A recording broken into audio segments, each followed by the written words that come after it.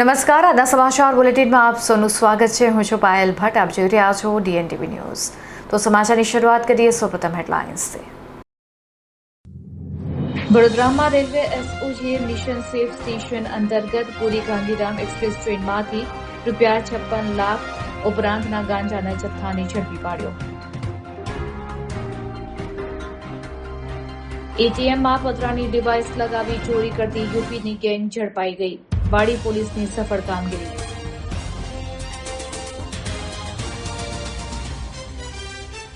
વડોદરાની global Discovery school વિવાદમાં 200થી વધુ વિદ્યાર્થીઓનું ભાવિ જોખમાયું.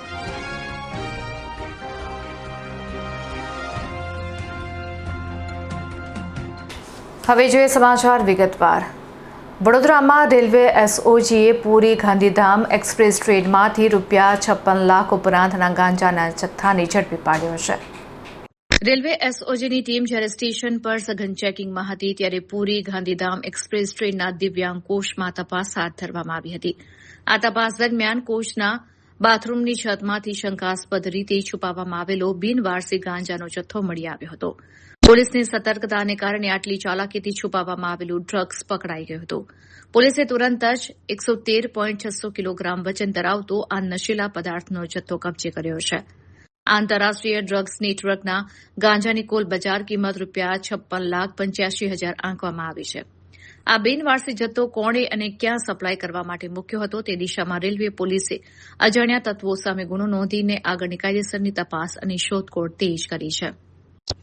આમ railway special operation group SOG દ્વારા ચલાવવામાં આવી રહેલા મિશન સેફ સ્ટેશન અભિયાન અંતર્ગત મોટી સફળતા સાંપડી છે.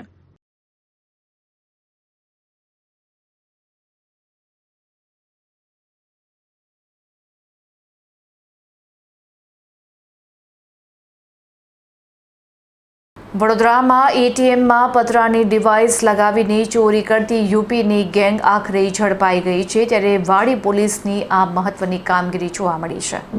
શહેરમાં ATM મશીનમાં પતરાની ડિવાઇસ લગાવીને ગ્રાહકોના નાણાં સેરવી લેતી એક શાતિર ગેંગનો વાડી પોલીસે પર્દાફાશ કર્યો છે. ATMમાંથી ગ્રાહકના ₹10,000ની ચોરી થયાની ફરિયાદ નોંધાતા જ વાડી પોલીસ તુરંત એક્શનમાં આવી હતી અને આરોપીઓને ઝડપી પાડવા માટે એક ખાસ એક્શન પ્લાન તૈયાર કરી તપાસ હાથ ધરી હતી. પોલીસ ટીમે શહેરના વિવિધ છુપા માર્ગો પરના ટેકનિકલ સોર્સ અને CCTV ફૂટેજની બારીકાઈથી તપાસ હાથ ધરી હતી. આ તપાસના આધારે પોલીસે વિહાર સિનેમા પાછળ આવેલી જૂની રેમ્બો કંપની પાસેની ખુલ્લી જગ્યા પરથી શંકાસ્પદ હાલતમાં ફાંફા મારતા 2 શખ્સોને દબોચી લીધા હતા. પકડાયેલા આરોપીઓની પૂછપરછ કરતા જાણવા મળ્યું હતું કે તેઓ ઉત્તર પ્રદેશના વતની છે, જેમના નામ શોભિત ઉર્ફે રોહિત મિશ્રા અને સૂરજકુમાર તિવારી છે. આરોપીઓ SBIના ATM મશીનમાં પતરાની ડિવાઇસ લગાવીને ચોરીના ગુનાને અંજામ આપતા હતા. પોલીસે આરોપીઓ પાસેથી ગુનામાં વપરાતી પતરાની ડિવાઇસ, ચોરીના રોકડા ₹8,500 તેમજ 2 મોબાઈલ ફોન મળી કુલ ₹23,500નો મુદ્દામાલ કબજે કર્યો છે અને આગળની કાયદેસરની કાર્યવાહી હાથ ધરી છે.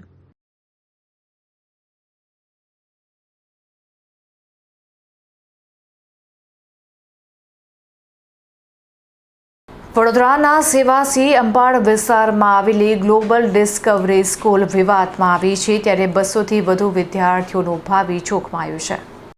Global education research foundation trust હેઠળ ચાલતી સ્કૂલના ટ્રસ્ટીઓ પર લીઝ એગ્રીમેન્ટની શરતોના ભંગ અને ગેરરીતિના ગંભીર આક્ષેપો થયા છે. આ વિવાદને કારણે શાળામાં અભ્યાસ કરતા 200થી વધુ નિર્દોષ વિદ્યાર્થીઓનું શૈક્ષણિક ભવિષ્ય દાવ પર લાગી ગયું છે. ટ્રસ્ટે જમીન અને બાંધકામ માલિકો સાથે કરેલા કરાર મુજબ 29,543 સ્ક્વેર ફૂટ બિલ્ડિંગ એરિયાનું નક્કી થયેલું ભાડું દર મહિનાની 7 તારીખ સુધીમાં ચૂકવવાનું હતું. જો કે વર્ષ 2018થી ટ્રસ્ટ દ્વારા સમયસર ભાડું ન ચૂકવાતા અને નાણાકીય શરતોનું પાલન ન થતા જમીન માલિકોએ વારંવાર લીગલ નોટિસો આપી હતી. ટ્રસ્ટ તરફથી કોઈ સંતોષકારક જવાબ ન મળતા આખરે જમીન માલિક રમેશ પટેલે હાઈકોર્ટના દ્વાર ખખડાવ્યા હતા, જેના આધારે સપ્ટેમ્બર 2023માં આર્બિટ્રેટરની નિમણૂક કરવામાં આવી હતી. બંને પક્ષોની દલીલો અને દસ્તાવેજોની ચકાસણી કર્યા બાદ હાઈકોર્ટના આર્બિટ્રેશન સેન્ટરે ગત ઓક્ટોબર 2025માં જમીન માલિકોની તરફેણમાં ચુકાદો આપ્યો હતો. ઓર્ડર મુજબ સ્કૂલ ટ્રસ્ટે 31 મે 2026 સુધીમાં જગ્યા ખાલી કરી શાંતિપૂર્ણ કબજો સોંપવાનો રહેશે. બાકી નીકળતું ભાડું ₹3.68 કરોડથી વધુની રકમ 9% વ્યાજ સાથે 60 દિવસમાં ચૂકવવાની રહેશે. આર્બિટ્રેશનના આ કડક આદેશને 7 મહિના જેટલો લાંબો સમય વીતી ગયો હોવા છતાં અને ખાલી કરવાની અંતિમ મુદત 31 મે પૂર્ણ થઈ હોવા છતાં પણ સ્કૂલ ટ્રસ્ટે હજી સુધી જગ્યા ખાલી કરી નથી કે બાકી રકમની ચૂકવણી કરી નથી. ટ્રસ્ટના આ વલણને કારણે હવે વાલીઓ અને વિદ્યાર્થીઓમાં ભારે ચિંતાનો માહોલ જોવા મળી રહ્યો છે. પછી 2016ની અંદર અમે પાર્ટનર સાથે જે માણસો તેમની સાથે અમે લીઝ કરી હતી. એ પછી અમે 2000 મારા ભાગીદાર છે આર.કે. પટેલ. અમે ગ્લોબલ ડિસ્કવરી સ્કૂલ સેવાસીને અમારી જગ્યા લેન્ડ અને બિલ્ડિંગ ભાડે આપેલું અને 2016માં અમારી લીઝ થયેલી 25 કે 30 વર્ષની અને 2018થી એ લોકોએ રેન્ટ આપવાનું અમને બંધ કરી નાખેલું. એ પછી અમે એમને ઘણી બધી રિક્વેસ્ટ કરેલી અને એ પછી અમે હાઈકોર્ટનો સહારો લીધેલો અને હાઈકોર્ટમાં એ વખતે કોવિડ આવેલો, થોડું ડિલે થઈ ગયું. પછી હાઈકોર્ટે આર્બિટ્રેટરની એપોઇન્ટમેન્ટ કરી અને આર્બિટ્રેટરે 2025 ઓક્ટોબરમાં એટલે 7 મહિના પહેલાં ચુકાદો આપ્યો કે અમને એ લોકો 3.68 કરોડ રૂપિયા 2 મહિનામાં ચૂકવી દે. ઓક્ટોબરથી એટલે ડિસેમ્બર સુધીમાં ચૂકવી દેવાના હતા અને 31 મે 2026 સુધીમાં અમને બિલ્ડિંગ ખાલી કરીને પાછું આપવાનું હતું. પણ આજ સુધી એ થયેલું નથી અને અત્યારે અમારી જે જાણ પ્રમાણે એ લોકોએ નવા એડમિશન બી ચાલુ રાખ્યા છે. અમને અત્યારે એક પણ ચૂકવણી અમે કશું જ થયું નથી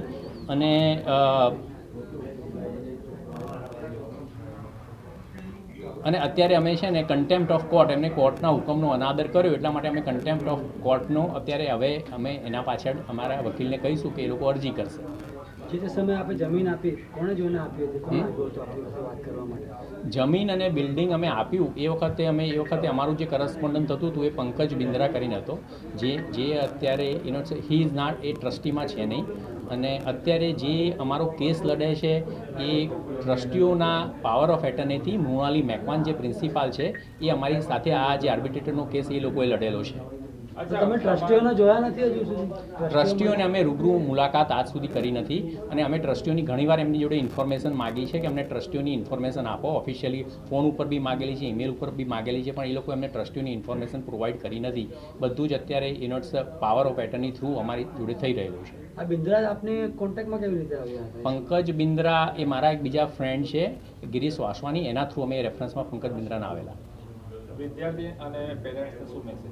વિદ્યાર્થી અને પેરેન્ટ્સને અમારે એ જ નમ્ર વિનંતી કરવી છે કે એનો અત્યાર સુધી સ્કૂલવાળાઓએ એ લોકોને કોઈ જ અપડેટ આપેલું નથી કે આ કોર્ટનો ઓર્ડર થયેલો છે. અમારે પેરેન્ટ્સને અને વિદ્યાર્થીઓને એ જ ઇન્ફોર્મ કરવું છે કે આ સ્કૂલ એ લોકોએ 31 મે 2026 સુધીમાં અમને ખાલી કરીને પોઝિશન આપવાનું હતું, જે હજુ એમને આપ્યું નથી અને અત્યારે અમે કન્ટેમ્પ્ટ ઓફ કોર્ટમાં જઈશું. હવે સરકાર કેવી રીતનું આગળ લેશે અમને ખ્યાલ નથી, પણ સરકાર ગમે ત્યારે કંઈ એક્શન લે તો વાલીઓને ખ્યાલ હોવું જોઈએ કે આ રીતનો કેસ લડાઈ રહ્યો છે અને આ રીતનો ઓલરેડી એક ચુકાદો આવી ગયેલો છે અને ચુકાદાના અનાદર માટે જે લેન્ડ અને બિલ્ડિંગના ઓનર છે પાછા હાઈકોર્ટમાં જશે અને ત્યાં અપીલ કરશે. 200થી વધુ સ્ટુડન્ટ છે. જો તમને બિલ્ડિંગ મળી જાય તો પછી સ્ટુડન્ટનું શું? એ સ્ટુડન્ટ્સનું છે એમાં અમારી જો અમને સરકાર પરમિશન આપે તો સ્ટુડન્ટ્સ અમારી સ્કૂલ બનાવી એમાં અમે લઈ શકીએ છીએ, એનો પણ અમને કોઈ જ વાંધો નથી. એ સરકાર અમને પરમિશન આપે તો એ અમે સ્ટુડન્ટ્સનું ભવિષ્ય અમે બગાડવા માગતા નથી. એટલે જમીન લીધા બાદ તમે સ્કૂલ ચલાવવા ઈચ્છો છો? હા, અમે હવે જમીન લઈને અમે પોતે સ્કૂલ ચલાવવા માગીએ છીએ. તો પહેલાં પણ તમે કરી શકતા હતા? પહેલાં કરી શકતા હતા, પણ એ વખતે અમે અમારા પોતાના બિઝનેસ છે અમદાવાદમાં, એટલે અમે એ બિઝનેસમાં ઇન્વોલ્વ હતા, અમને એટલો બધો ટાઈમ નહોતો. પણ હવે લાગે છે કે સ્કૂલ અમારે જાતે ચલાવવી જોઈએ અને જાતે જ એનું મેનેજમેન્ટ કરવું જોઈએ. જે તે સમયે તમે જમીન આપી ત્યારે ઓફિશિયલી માણસો સામે નથી આવ્યા, ટ્રસ્ટીઓ સામે નથી, આટલી મોટી જમીન કેવી રીતે આપી? એ ભરોસા ઉપર. કોના પર ભરોસો? એટલે એ મારા ફ્રેન્ડના રેફરન્સ થ્રુ પંકજ બિન્દ્રા જોડે વખત કમ્યુનિકેશન થયેલું. એ વખતે એમને ઘણું બધું મોટા પ્રોજેક્ટ બતાવેલા. એ લોકો કે અમારી ઘણી બધી ફ્રેન્ચાઇઝી કરવાની છે આખા ઇન્ડિયા લેવલે અને એ વખતે લાગ્યું હતું કે આ જેન્યુન યુનિટ્સ એ લોકો કરશે. તમારા ફ્રેન્ડના ભરોસે તમે જમીન આપી દીધી, આવું કહેવા માંગો તમે?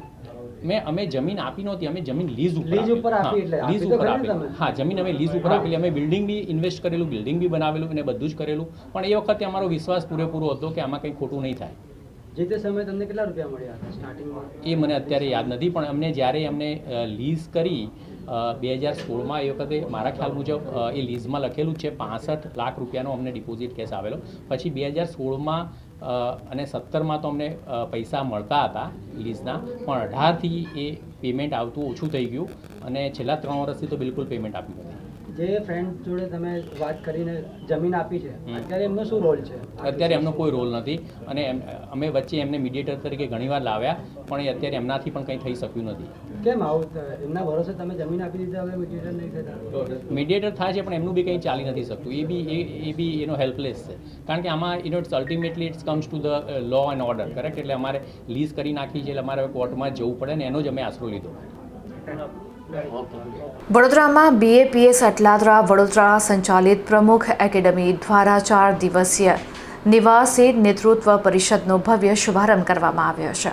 BAPS સંચાલિત અટલાદરા વડોદરા સ્થિત પ્રમુખ એકેડમી દ્વારા આયોજિત 4 દિવસીય નિવાસી નેતૃત્વ પરિષદ પ્રમુખ વિઝન કોન્ફરન્સ 4.0નો ગઈકાલે પારુલ યુનિવર્સિટી ખાતે ભવ્ય પ્રારંભ થયો હતો. કાર્યક્રમની શરૂઆત કોન્ફરન્સના લોગોના એક અનોખા અને આકર્ષક ડ્રોન અનાવરણ સાથે કરવામાં આવ્યું, જેને જોઈને ઉપસ્થિત મહાનુભાવો અને વિદ્યાર્થીઓમાં ભારે ઉત્સાહ જોવા મળ્યો હતો.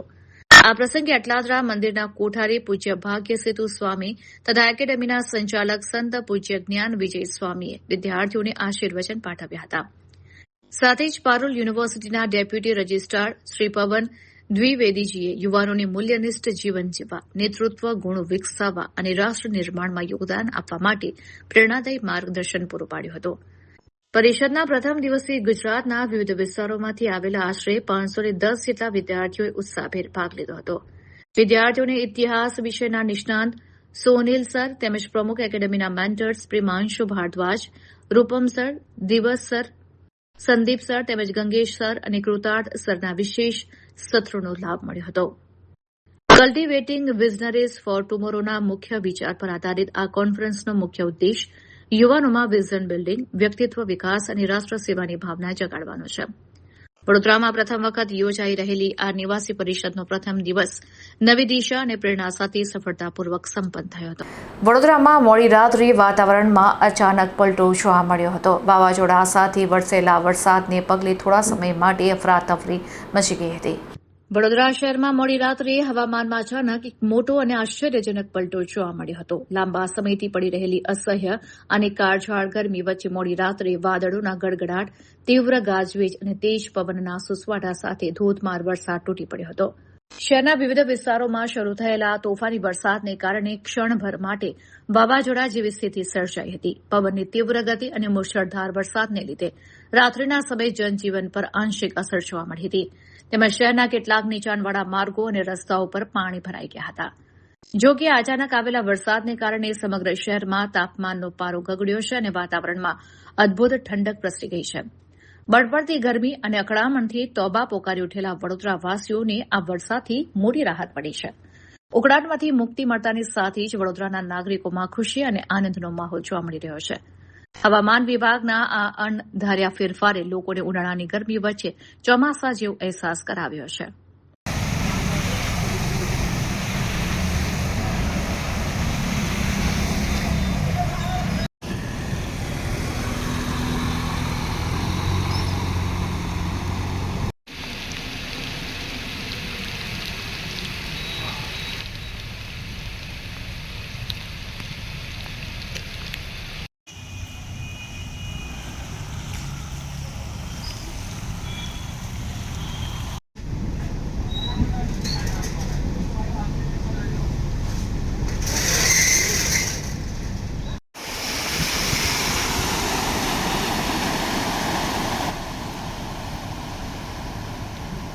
વડોદરા મ્યુનિસિપલ કમિશનરની અધ્યક્ષતામાં યોજાયેલી રિવ્યુ બેઠકમાં પ્રી મોન્સૂનની કામગીરીની સમીક્ષા કરવામાં આવી હતી. રિવ્યુ બેઠકમાં શહેરના વિકાસ અને પ્રી મોન્સૂન કામગીરીને લગતા વિવિધ મુદ્દાઓની સમીક્ષા કરવામાં આવી હતી. અરુણ મહેશ બાબુના અધ્યક્ષસ્થાને યોજાયેલી બેઠકમાં વરસાદી કાંસની સફાઈ, પાણી પુરવઠો, ગટર વ્યવસ્થા, રોડ રસ્તાના કામો સહિતના મુદ્દાઓ પર વિસ્તૃત ચર્ચા કરવામાં આવી હતી. બેઠકમાં deputy municipal commissioner, ward officer, કાર્યપાલક ઇજનેર, ફાયર વિભાગ, ICD વિભાગ તેમજ વિવિધ શાખાઓના અધિકારીઓ ઉપસ્થિત રહ્યા હતા. મ્યુનિસિપલ કમિશનરે શહેરમાં ચાલી રહેલી કામગીરીની સમીક્ષા કરી અધિકારીઓને બાકી રહેલા કામો ઝડપથી પૂર્ણ કરવા સૂચના આપી હતી. ખાસ કરીને ચોમાસા પૂર્વે રોડ રસ્તા, પાણી અને ગટરની સમસ્યાઓનો સમયસર નિકાલ લાવવા પર ભાર મૂકવામાં આવ્યો હતો. શહેરના વિવિધ વિસ્તારોમાં નાગરિકોને પડતી સમસ્યાઓ અંગે પણ ચર્ચા કરવામાં આવી હતી અને સંબંધિત વિભાગોને ત્વરિત કાર્યવાહી કરવા જરૂરી સૂચનાઓ આપવામાં આવી હતી.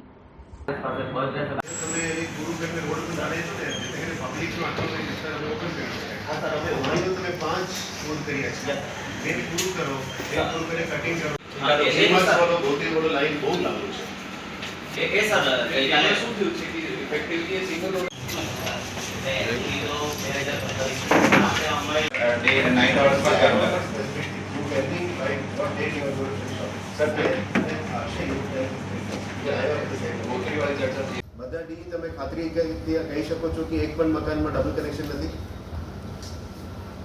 કોઈ નથી.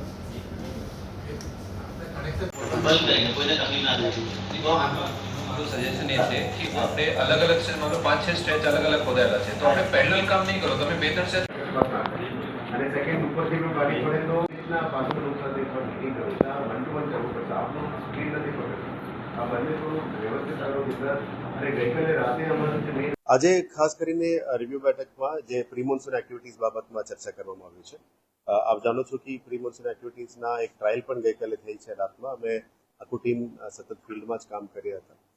ખાસ કરીને ફાયર ટીમ, ગાર્ડન ટીમ દ્વારા જેટલા પણ ઝાડો, લગભગ 40 ઉપર ઝાડ પડી હતી, એને પણ દૂર કરવામાં આવ્યું છે. અમુક એક બે જગ્યામાં પોલ પણ પડેલી હતી, એ બધું અમે કોર્ડિનેટ કરીને દૂર કર્યું છે. પાણી બાબતમાં જે વોટર લોગિંગ સ્પોટ્સનું પણ અમે અત્યારે તૈયારીનું રિવ્યૂ કર્યું છે.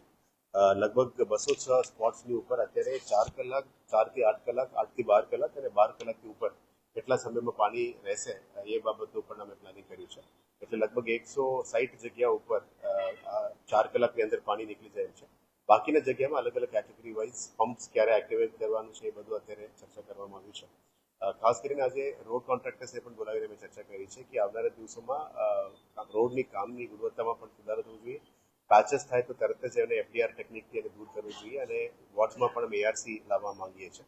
વોર્ડ્સ અને ઝોન લેવલમાં એઆરસીથી જ કરવા માંગીએ છીએ. પહેલાં જે માનવ દિનની ચાલતી હતી એમાં ક્વોલિટીમાં કોઈ કોમ્પ્રોમાઇઝીસ બહુ ચાલતી હતી, એને બંધ કરીને ward wise, zone wise arc પણ કરવા માંગીએ છીએ.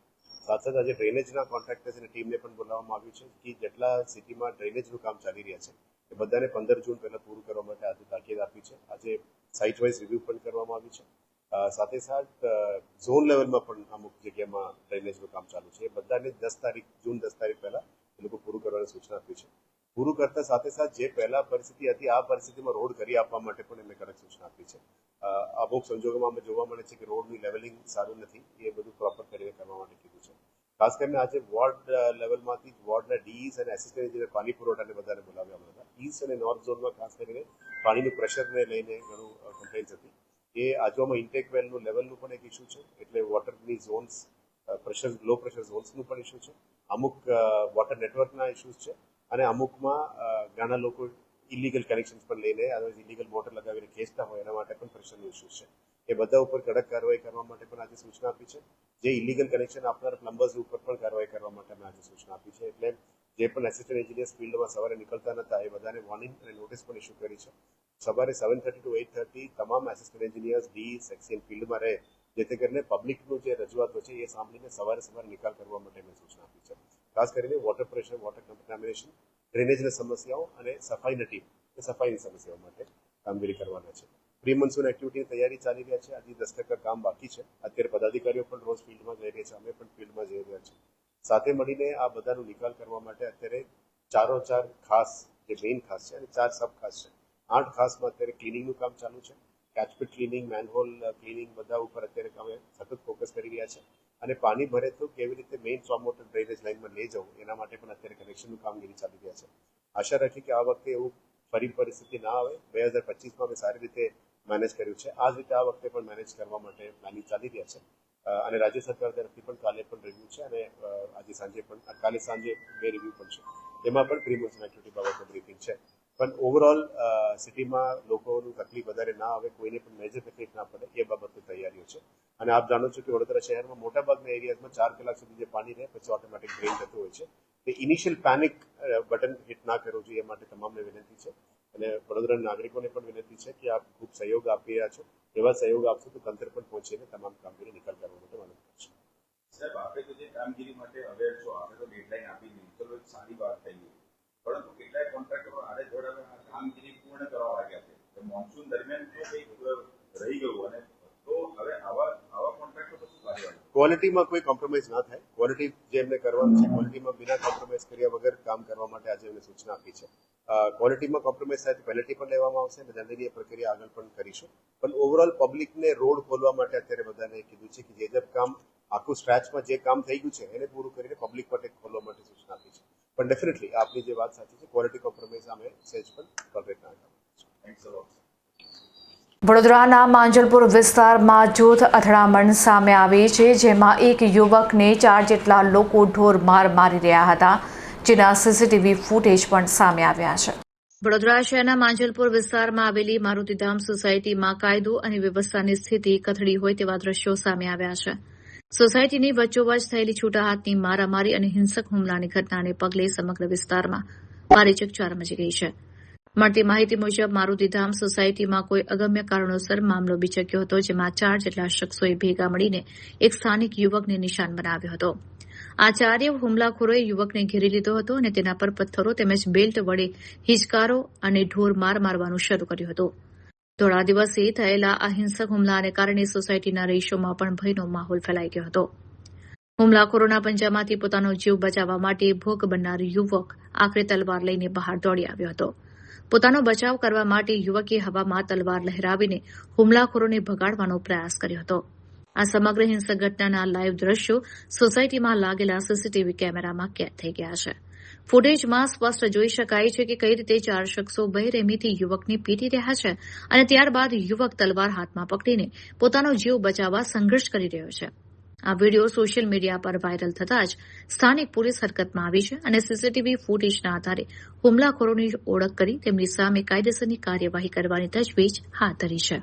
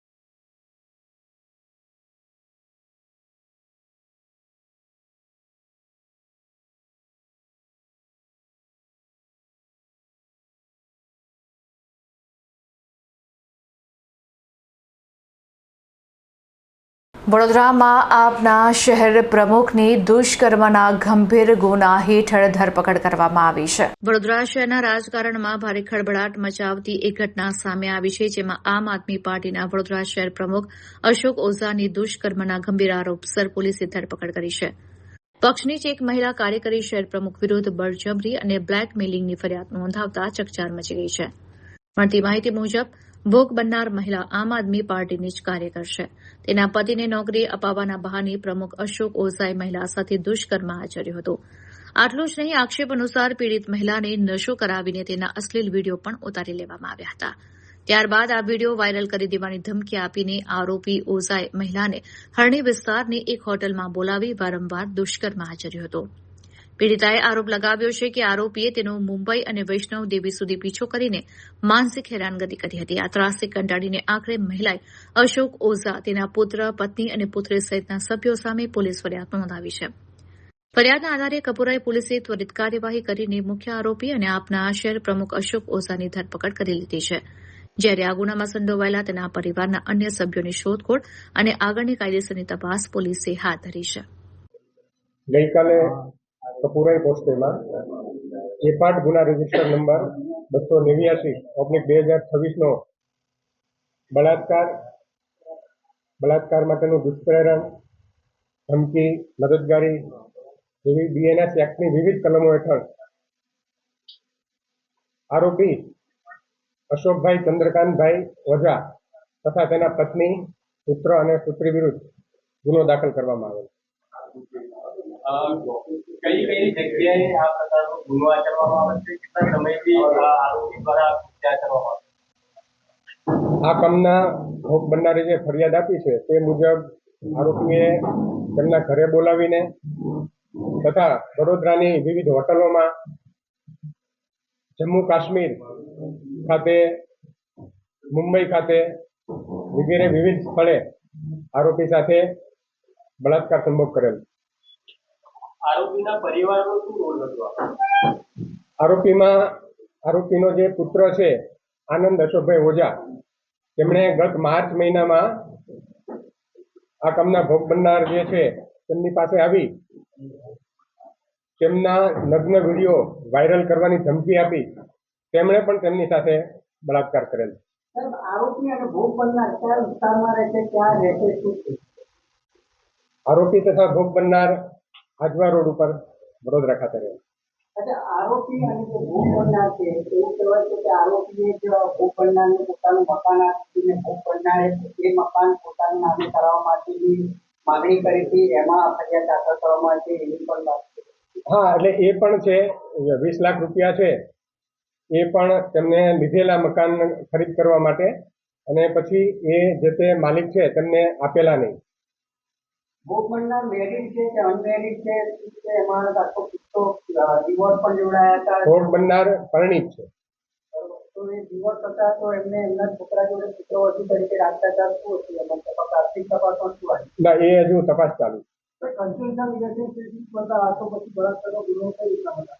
ના, એવું કોઈ રિલેશનશીપ નું જે દસ્તાવેજી પુરાવો હોય એવું આપણી પાસે નથી.